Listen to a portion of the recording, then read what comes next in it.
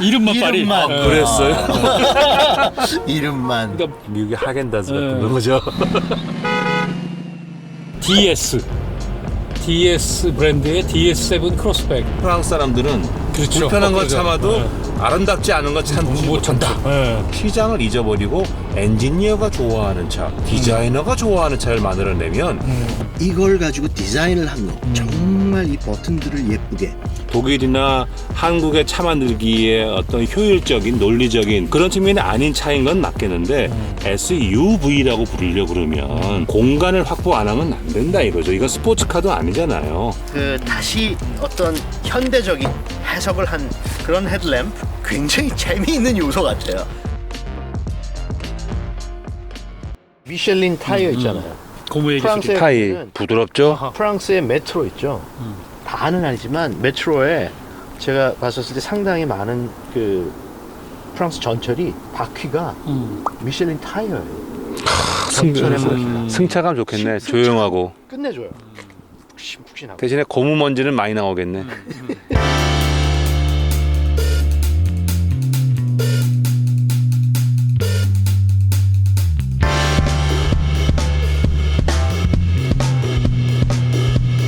그러니까 푸조 그룹이 제일 강점이 승용 디젤이 좋다는 거였잖아요.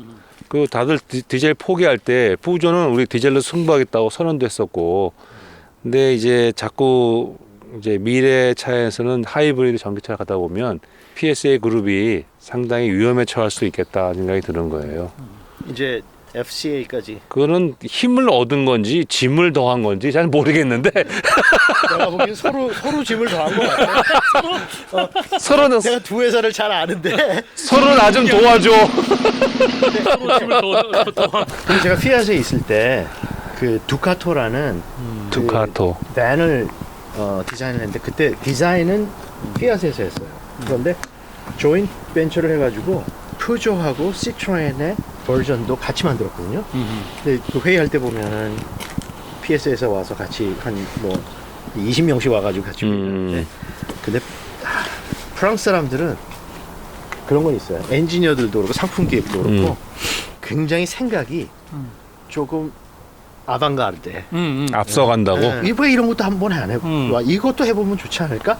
막 그런 이게 상용차인데도 그렇게 똑같은 버전을 만드는데도 자기네들은 특별하게 더 하고 싶어 이런 거를 굉장히 많이 어필을 하더라고요. 그러니까 그래서 2000년대 재밌었어요. 중반에 그 실제로 제네시스 G80 배지 레벨링 해가지고 푸조가 생산을 하려고 푸조 회장이 현대차도 방문하고 그랬더라고요. 근데 이제 몇 대 팔 거냐. 그 당시 또 현대차 경영진이 걔네들한테 그 몇 대 팔지도 않는 거 해가지고 그러니까 그걸 드랍을 시켰다고 하지만 어쨌든 그만큼 또 근데 도요타랑 야리스 만들고 자기네 108 만들고 그랬죠. 얘네가 그런 건 참 도전적으로 잘하는 것 같아요. 아니 전체적으로 저는 이제 두 번째 타는데 생각보다 처음보다 이제는 좀 익숙해지니까 차 굉장히 괜찮아 보이는데 근데 정말 우리 황 대표님 말씀대로 SUV 느낌은 안 나는 유틸리티가 많이 떨어져요. 근데 그래서 크로스백이라는 이름을 사실 과감하게 쓴 그런 것 것 같아요. 같아. 사실 지금 우리는 SUV 뭐 너나 나나 다 SUV로 뭐 생각하고 넘어가고 하지만 그거는 그냥 지금까지 나왔던 차들이지만 앞으로는 더 많은 베리에이션, 크로스오버들이 뭐 나올 그럴 거예요. 수 있죠. 네, 충분히 그럴 거예요. 뭐 BMW에서 X X6, X4 같은 거 그런 거 스타일 이슈로. 쿠페 같은 식으로 나오는 것처럼 이제는 SUV 타입 조금 높아진 타입의 더 많은 크로스오버 베리에이션들이 많이 앞으로 나올 거예요. 그거를 누가 또 정말 독특하게 잘 하느냐. 그러니까 좀 더 거창하게 얘기하면 우리가 카라고 할 때 자동차 지금 우리 그랜저 같은 3박스가 카라고 생각하지만 불과 50년 전에 카라 그러면 3박스 생각을 했을까요? 마찬가지로 앞으로 30년이 지나가면 사람들이 카라고 할 때 어떤 모습을 상상을 할까요? 이미 전기차는 뭐 30년 뒤가 간다 그러면 3박스는 없어졌을 거야. 그러니까 이런 식으로 1.5박스 내지는 이런 것이 카의 기본 형태고 지금 생각하시는 것처럼 여기 수많은 베리에이션 지상고가 높고 오프라인용으로 낮춰갖고 외건처럼 보이는 카의 베리에이션이 싹 생겨나지 않을까 이걸 베이스로. 자 그러면 이 할 말 많은 DS7 크로스백 우리 김태환 디자이너님이 오랜만에 호평 속에서 우리 또 황 대표님 이럴 수가 있냐며 계속 딴지 거셨지만 이제 DS3라는 또 작은 차가 나왔는데 소형 SUV도 나왔지만 이 SUV인지 크로스오버인지 뭐 명확한 구분이 없어지고 있지만 크로스백만의 특징, 이 DS7의 특징이 뭘까요? 한번 총평을 한번 해보죠. 제가요? 네. 연장자가 먼저 하죠. 이틀 자, 같이 거 하나, 둘. 오랜만에 프랑스 차를 타니까 승차감이 좋아서 상당히 이 드라이빙하는 데 기분이 좋거든요. 뒤에 앉아가기도 좋고. 근데 이제 역시 이제 아쉽게 생각하는 것은 프랑스가 자동차 산업이 역사가 길고 100년 넘는 차 역사 가운데서 중요한 역할을 해왔죠. 기술적으로 많은 진보를 이루었고 차 만들기의 선진국이잖아요. 그리고 모터스포츠의 원조 국가이기도 하고 그런 화려한 역사를 가진 프랑스가 프리미엄 브랜드라서 불과 한 4, 5년 전에 나왔다는 것은 놀랍기도 하고 아쉽기도 하고 그 자체의 고급차 문화를 서포트할 수 있는 귀족 문화가 없어지다 보니까 그런 것 같긴 한데 뒤늦게 나와서 이렇게 하는 것은 프랑스 차 만들기의 진수를 보여주면서 우리나라를 비롯해갖고 주요 시장에서의 어떤 자동차 문화의 다양성 거기에 큰 도움은 된다고 생각해요. 그런데 제가 이거 타보니까 SUV라 생각하고 탔는데 제가 보기에는 SUV가 아니라 그야말로 크로스오버 승용차와 세단과 외곤과 SUV를 합쳐놓은 것 같은 나쁘게 말하면 이도 저도 아니다 볼 수는 있겠지만 그 나름대로 이 디자인 측면에서는 또 말씀 주시겠지만은 기존의 SUV의 좀 틀을 벗어나서 새로운 걸 좀 보여주고자 하는 시도가 많이 보이는 것 같아요. 많이 조심스럽기는 하지만 그러면서 이제 프리미엄 브랜드라고 하기에는 기술적인 측면에서 별로 특별한 게 없고 좀 신기한 거 몇 개 돌아가는 거 빼놓고는 헤리티지도 그냥 컴포트한 안락한 어떤 내지는 뭐 선진 기술을 계속 해왔다. 그것도 최근에 와서는 많이 약해졌기 때문에 이제 디자인으로 승부해야 되는 그러다 보니까 조금 무리가 따르는 그래서 아직까지는 프리미엄 브랜드라 부르기에도 어렵고 니어 프리미엄이라고 하기에도 아직은 좀 모자란 것 같은 그런 느낌. 그래서 이 가격이 거의 6천만 원에 육박하는데요. 물론 할인은 주어지겠지만 정가를 비교한다 그러면은 같은 플랫폼을 공유하는 프랑스 차인 5008, 뭐 3008, 뭐 이런 거보다 1,000만 원 이상 비싼데 과연 좀 더 독특한 디자인을 가졌다는 것 때문에 승차감이 좀 더 좋은 건 있지만 큰 차이는 없는 것 같고요. 1,000만 원을 소비자가 과연 시장에서 더 낼 것인가? 그렇다면 이 DS7이라는 이 차가 과연 한국에서 어떻게 될 것인가?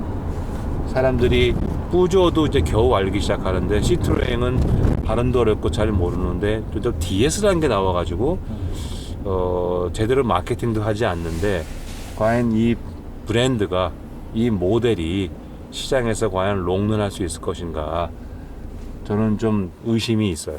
그런 면에서는 저는 이런 차가 좀 이런 독특한 차가 좀 잘 됐으면 좋겠는데 자동차 시장의 다양성을 위해서 굉장히 힘겨운 싸움을 하고 있지 않은가 좀 그런 생각을 합니다. 저는 이 시트로엔이라는 브랜드 아직도 저는 그냥 DS보다는 시트로엔으로 부르고 싶은데 DS가 됐다고 해서 이름이 바뀌고 뭐 프리미엄 브랜드로 가겠다 그거는 우리가 생각하는 거하고는 아직 좀 다른 부분이 있는 것 같고 그렇죠. 역시 이 뭐 SUV인지 크로스오버인지 수용차도 아니고 뭐 스테이션 wä건도 아니고 SUV도 아닌 그렇지만 나름대로 아마 프랑스 사람들한테는 이게 어떤 의미가 있는 차일 것 같아요.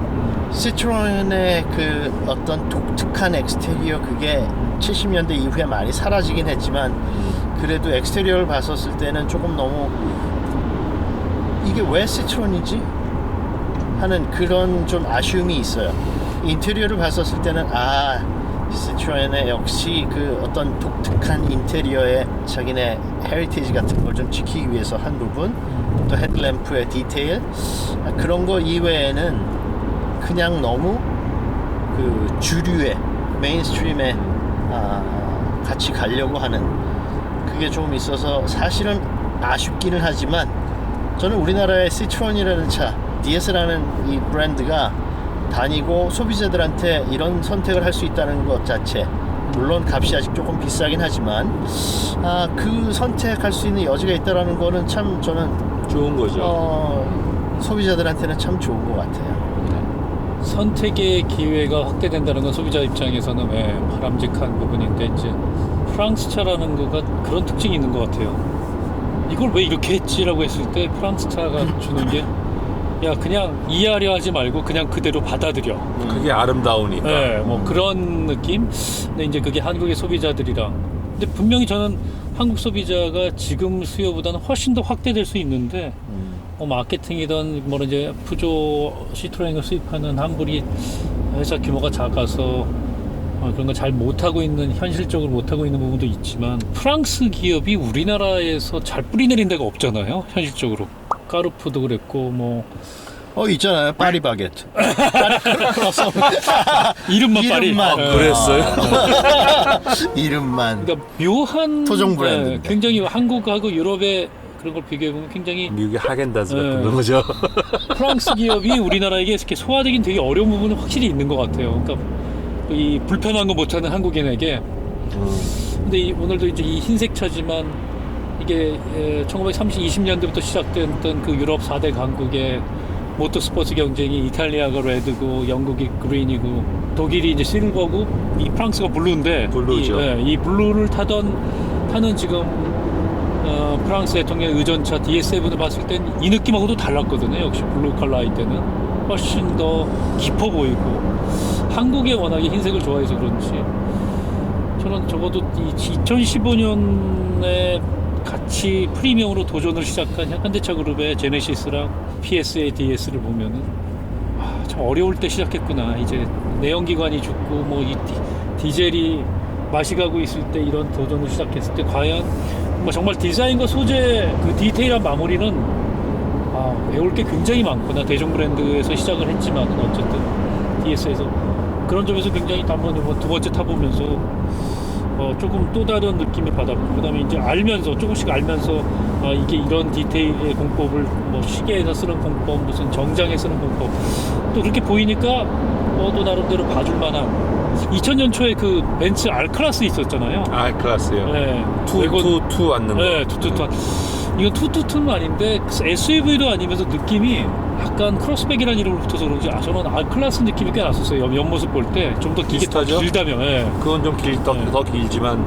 요런 그냥 온로드용, 물론 지금 푸조 시트로엔이 얘기하는 지금은 전륜 구동에 뭐 샌드 모드 뭐 해가지고 그립 컨트롤을 하고 있는데 뭐 그걸 좀 테스트 해봤으면 좋겠지만 뭐 오늘 현실적으로 불가능했기 때문에 온로드용 프리미엄 브랜드로서의 도전을 한번 지켜봐야 할 부분이 있지 않을까. 그리고 이 차를 살려면은 정말 엄청난 용기를 내야 될 것 같아요. 마음엔 드는데 저는 뭐 벤츠 같은 경우 차는 뭐 BMW든 뭐 그냥 빌려 타도 될 것 같고 주변에 있는 사람 차를 타도 될 것 같은데 이런 개성 있는 차는 한번 소유를 잠깐이라도 해보고 싶은 그런 느낌이 들더라고요.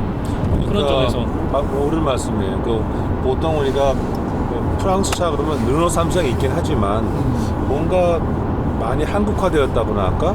프랑스 전통의 그 느낌을 많이 주진 못하는데 이제 프랑스 차가 들어와서 보통 프랑스 차는 작고 실용적이고 연비 좋고요. 그런 면으로 타고 다니는데 프리미엄 브랜드라고 해서 이제 프랑스 패션이 보여주는 것 같은 화려하고 디테일 강하면서 아름답고 약간의 판타지, 몽환적인 분위기, 근데 그런 거를 주는 디자인을, 특히 인테리어 디자인을 가진 차가 들어왔잖아요. 그래서 승차감도 굉장히 좋고 또 뭔가 그 차를 타면서 내가 수치로 나타날 수 있는 100km까지 몇 초 걸려 뭐 이런 거, 그런 거를 원한다 그러면은 독일차로 가야 되는데 그런 수치로 표현되는 세계를 떠나서 내가 이동하면서 상당히 아름다움을 느끼고 싶고 예쁘고 부드럽고 시트를 만지면 야들야들하고 스티어링 휠을 만지면 매끈매끈하고 굉장히 감각적인 세계거든요. 그거를 좋아하는 사람은 이런 차를 사야 되겠죠. 그런데 아까 말씀하신 것처럼 상당히 튀어서 좀 튀는 걸 싫어하는 우리나라 좀 사람들의 습성으로 볼 때 대중성을 가지기가 좀 어렵겠다. 좀 그런 생각이 들어요. 그래서 들어와서 시장에서 고군분투하고 있는 것 같은데 잘못된 전쟁을 벌이고 있는 전쟁터를 잘못 고른 거 아닌가. 일본이라 그러면 오히려 좀 웬만큼 팔린다고 봐요. 일본은 생각외로 우리보다 더 개성을 존중하는 사회이기 때문에 이렇게 좀 값만 적당하면은 조금 작은 거 같은 거는 그쵸, 잘 되게 팔릴 것 같은 쓰레기. 거죠. 그렇죠? 근데 아직까지 우리나라는 좀 그런 걸 좀 용납하는 분위기가 좀 아니라서 좀 아깝다는 생각이 드네요. 근데 하여튼 뭐 충분히 가격으로 계산했을 때도 이런 소재나 상품성은 어느 정도는 갖춰져 있는 것 같은데 또 최근에 이제 DS3가 좀 그래도 리즈너블한 가격에 물론 뒷좌석이 되게 좁지만 이뻐요 뒤에. 그리고 인테리어 참 인테리어가 예뻐요. 저희가 한번 다음엔 또 한번 깍두기로 DS3도 한번 아이고 잠깐 뒤에 어떻게 앉아가라고. 깍두기로 앞에만 앞에만 하지 않고 앞에만 인테리어만 맞아. 좀 주행하면 안 돼. 오늘 하여튼 워낙에 독특한 차라 시트로엥 즐거웠어요. 시트로엥의 기반의 이제 독특한 DS 차를 타고.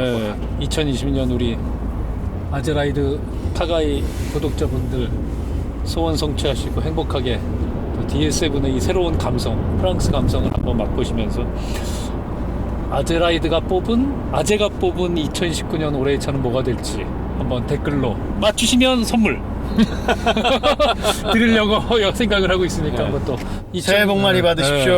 2019년 해피 아제라이드 뉴 이어. 잘 봐주셔서 감사드리고 해피 뉴 이어. 자, 다 같이 안녕. 이게 내 차가 되면요 사랑에 빠질 것 같아. 그러니까요. 한번 빠지면 좀 헤어나오기 어려울 것 같아. 집에 가기 위해서 저희가 많은 얘기를 컷했지만 말을 못하게 해. 오늘 만들어 오죽하면 마이크까지 들어서 혼자 마이크 들고 혼자 나셨는데 아니 오늘 김 대표님이 나한테 말을 못하게 하는 거야. 내가 언제요? 내가 뭐 얘기하려고 그러면 자기한테 마이크 들이대라고 그러고 왜 나만 얘기하냐고 그러고 마이크 들고서 자기 쪽으로 오라고 그러고. 다음에 그러면 저희 아재 차박 한번 할까요? 뭐래요? 아재 차박. 그거 말고 우리가 전에 그 칸 갖고 1박 했던 것처럼 콜로라도 빌려갖고 1박 해요. 그러면서 또 그래 비슷하게 비교를 하지. 그러면서 또 이제 우리 먹는 얘기도 하고 그렇죠. 그다음에 이제 올해 2019년에 차 뭐 결산도 하고 좋죠. 뭐 또 와인 얘기도 하고 우리도 카 오브 더 이어 한번 해야 되는 거 아니에요? 그럴까요? 아제라이드가 뽑은 카 오브 더 이어? 오늘의 즉석 아이디어로 그러면 저 아제라이드 시즌 2 때는 아제라이드가 뽑은 카 오브 더 이어. 그렇죠. 황 대표님이 뽑은 카 오브 더 이어 될 것 같아. 근데 아이 무슨 소리. 우리 오프라인 미팅 좀 해요. 오프라인 하려고 하는데 제가 몸이 한 개밖에 없어가지고 손발이 잘 안 움직여요. 이 밑에 우리 직원들의 손발이